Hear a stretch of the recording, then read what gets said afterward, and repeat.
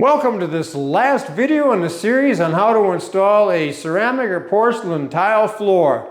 In today's video, we are going to wrap things up by getting this floor grouted.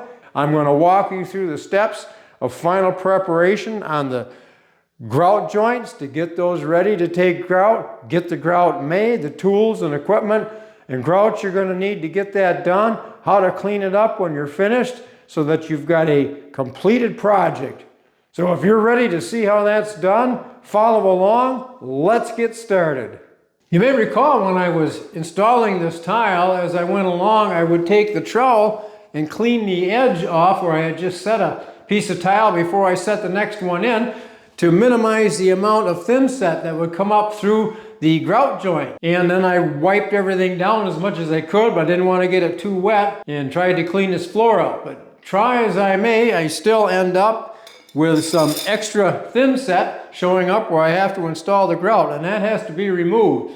And that process has to be done carefully so you don't chip the edge of the tile. So what I do is I just take a grout saw, which you can get replacement saw blades for, and wherever you see a little bit of thin set sticking up that's going to interfere with the grout, just take that tile saw and you can easily clean that up. So I'm going to go around and check all of the grout joints to make sure that everything is out. Then we're going to vacuum those up, do one more clean on the floor, and we're going to put some grout down. With those grout joints cleaned, everything vacuumed up, it's time to do a final cleanup of any remaining thin set that was spilled on the tiles when putting them in. Clean the edges up, get it off the surface using a scratch pad and a sponge. The moment you've been waiting for has finally arrived, or at least the moment my wife and I have been waiting for, and that's to get this floor grouted so we can get it wrapped up. You're going to need a bucket to mix it in. This is a completely clean bucket, so there's no interaction between some old grout or some old thin set when I mix this up. I've got the prescribed minimum amount of water already in this bucket to mix up this grout. I start with that, and if it's a little dry, I can always add a little more water to it. That's better than going the other way. I've got a high quality grout here that was recommended to use with this tile, with a color that was recommended for this particular pattern of tile, and it looked pretty good in the store. It should probably look pretty good here. It will take this one bag to do this entire floor, and again, you look at the recommendations for the square footage you're doing, the size of the tile, the size of the grout joints, and that tells you how much you need. You need a bucket for water to use with your grout sponge to clean up and even the grout joints after the grout is set up for a little while. You need a grout trowel to push the grout into the grout joints. And of course, to mix it, you need a good heavy-duty drill with a mixer on it. And don't forget to have your knee pads. Keeps your knees dry and it protects them working on this rough floor. And a trowel to get the grout out of the bucket and onto the floor where you can spread it around into the grout joints. So with those things lined up and ready to go, I'm going to get this mixed up and we will move on to get the grout put in the joints. The grout's been mixed for the prescribed amount of time. You mix it up, let it sit for like 3 to 5 minutes to stake a little bit, and then you give it one more shot for about a minute with the mixer. Took that outside, washed it off of course before it sets up. Now I'm ready to start applying the grout. It's about the consistency of toothpaste. That's the old standard rule of thumb I've gone by for years, and it looks about right, just about the right amount of moisture. I don't want to add any more, so I'm ready to start putting this down. You have to move quickly now at this point. This doesn't take a long time to do.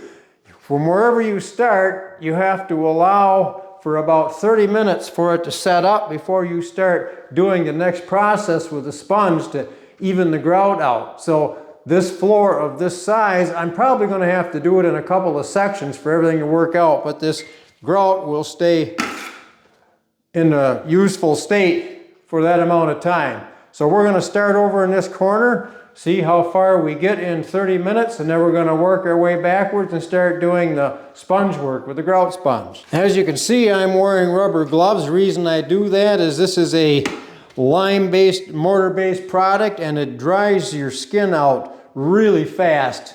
And particularly when it's the time of the year where you have dry skin, this really helps to have these on. Plus it helps clean up afterwards because you don't want this stuff sticking to your skin. Let's get some grout into these grout joints. Get some down on the floor. You work, get some over to where the grout has to be. Start working it in. Start over here at the edges. Get it moved around. All right, I've got it moved around. So now you take your grout sponge and you work at a 45-degree angle. Working at a 45-degree angle gets it into the joints where it needs to be.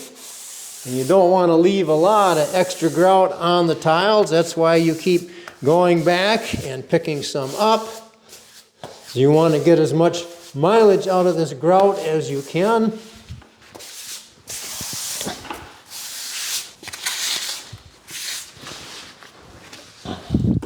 I need to get some grout in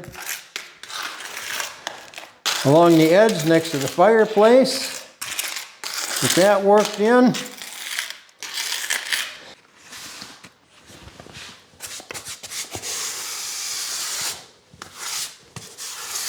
Once you get it applied, then you turn your grout trowel 90 degrees to the joints.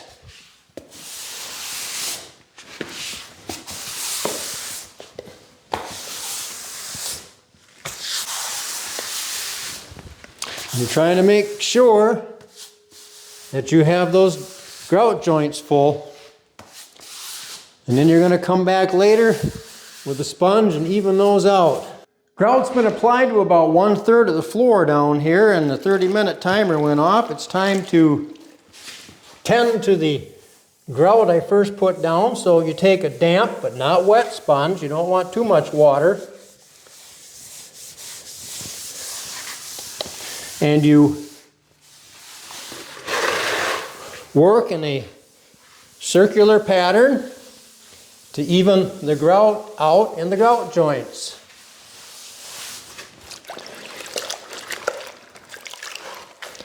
Keep rinsing. And get the grout off of this other tile here. And this helps you make sure that you don't have any gaps. This will smooth things out and push grout into spots where it might be just a little bit of a void. I see I've got one right here. That I'm going to have to add a little grout to before it sets up too much. You keep wiping and then rinse off as much as you can of the excess grout so it's easier to clean up later.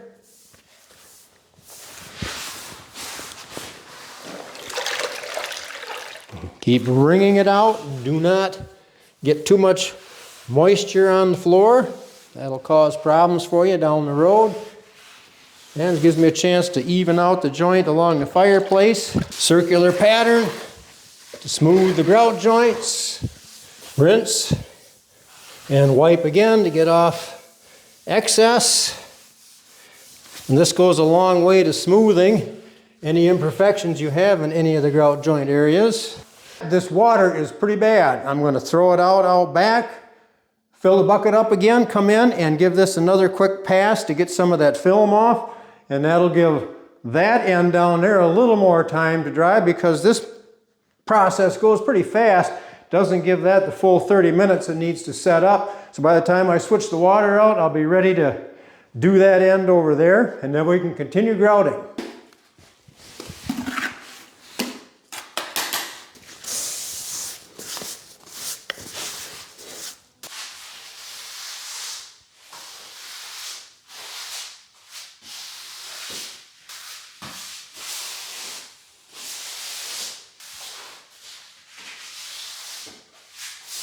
Just made it. I had just enough. I've got a little bit left to go around and pick up any little voids that developed when I was cleaning up the grout, and we'll be good to go.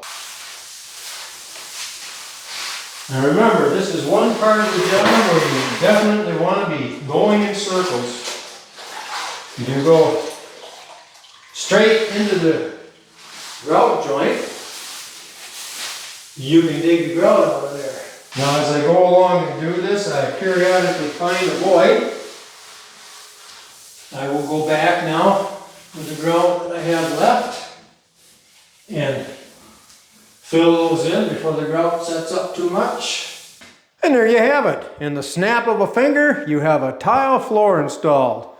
I went around after all the grout was in, and it had sat for about an hour, and took a damp sponge and wiped up the heavy residue that was left, let it sit a little bit, dry off, and then I took a dry towel and went over the top of that to get kind of a polish on here. There's still a bit of residue, but I'm going to let this dry overnight. Tomorrow I'm just going to hit it with a regular mop, and that'll pick up anything that's left on here, and the tile floor will be done. I need to put the baseboards in around the room, and then we can start moving furniture in. It was quite a project, but we ended up with a pretty decent floor out of it. If you enjoyed today's video and feel like you learned something about how to install a tile floor in this last series of videos, well then please click like and consider subscribing to our channel so you're always aware of new do-it-yourself videos when they come out. I do these projects anyway, and I like to share it with you so that you can take these things on yourself and tackle projects and get that feeling of satisfaction of doing things on your own. So until next time, enjoy your projects and take care.